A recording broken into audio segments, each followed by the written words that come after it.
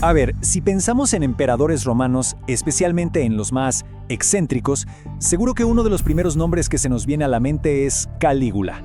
Su fama de tirano y loco ha cruzado los siglos. Y de todas las historias que se cuentan sobre él, ninguna es tan famosa o tan rara como la de su caballo. Y aquí va la pregunta del millón.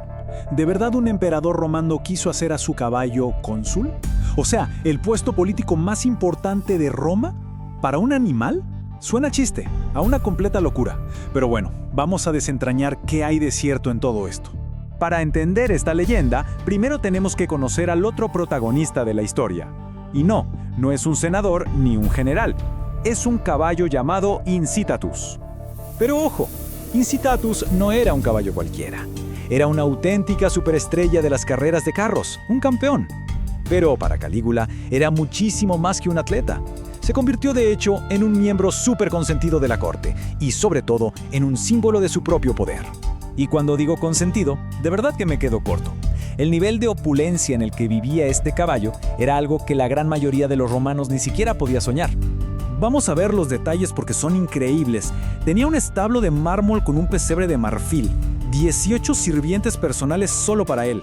Usaba mantas de púrpura imperial, el color reservado para el emperador, y collares con joyas. Y ni hablar de la dieta. Se dice que le mezclaban hojuelas de oro en la avena y que le servían vino en copas de oro. Esto ya no era el cariño a una mascota, Era un espectáculo de poder. Era Calígula diciéndole al mundo: puedo gastar una fortuna en mi caballo simplemente porque quiero y porque puedo. Pero quizás el detalle más extremo es este. La noche antes de una carrera se ordenaba silencio absoluto en toda la ciudad. ¿Y qué pasaba si alguien hacía ruido? La pena era la muerte. Así como lo oyen. La tranquilidad de un caballo se había convertido en un asunto literalmente de vida o muerte para los habitantes de Roma. Y todo este lujo, toda esta devoción, nos lleva al punto culminante de la historia, a la leyenda que ha hecho a Incitatus inmortal, su supuesta carrera política. Para que nos hagamos una idea, el consulado era lo máximo a lo que podía aspirar un político romano. Era el honor supremo. Por eso, la sola idea de que Calígula planeara nombrar cónsul a su caballo no era solo una excentricidad, era un insulto directo y brutal a toda la estructura de poder de Roma. Pero, a ver, más allá de lo increíble que suena la historia, ¿llegó a pasar? ¿Existió alguna vez el cónsul Incitatus? La respuesta corta y directa es no. A pesar de la leyenda, los mismos historiadores antiguos que nos cuentan la anécdota admiten que fue una intención, una amenaza, pero nunca un hecho.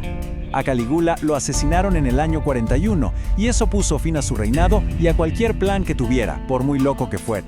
Entonces, si nunca ocurrió, ¿por qué seguimos contando esta historia 2000 años después? Aquí es donde la cosa se pone realmente fascinante. Porque nos obliga a preguntarnos algo clave sobre Calígula. ¿Era un déspota demente o un brillante maestro de la sátira política? Tenemos dos formas de interpretar esto. La primera es la del Calígula loco, el emperador que se declaró a sí mismo un dios que era famoso por su crueldad y sus excesos. Desde este punto de vista, querer nombrar cónsul a su caballo es solo una locura más en su larga lista. Pero hay otra posibilidad, que todo fuera una jugada calculada. En esta segunda versión, Calígula estaría usando la sátira. Al proponer a su caballo para cónsul, le estaba lanzando un insulto brutal al Senado. Les estaba diciendo básicamente: ustedes son tan inútiles y serviles que hasta mi caballo podría hacer su trabajo. Era una forma de humillarlos y de demostrar que su poder era tan absoluto que podía burlarse de las instituciones más sagradas de Roma. Entonces, ¿cómo decidimos si era locura o sátira? La clave, como casi siempre en la historia, está en las fuentes. Hay que preguntarse, ¿quién nos contó esta historia y qué intenciones tenía?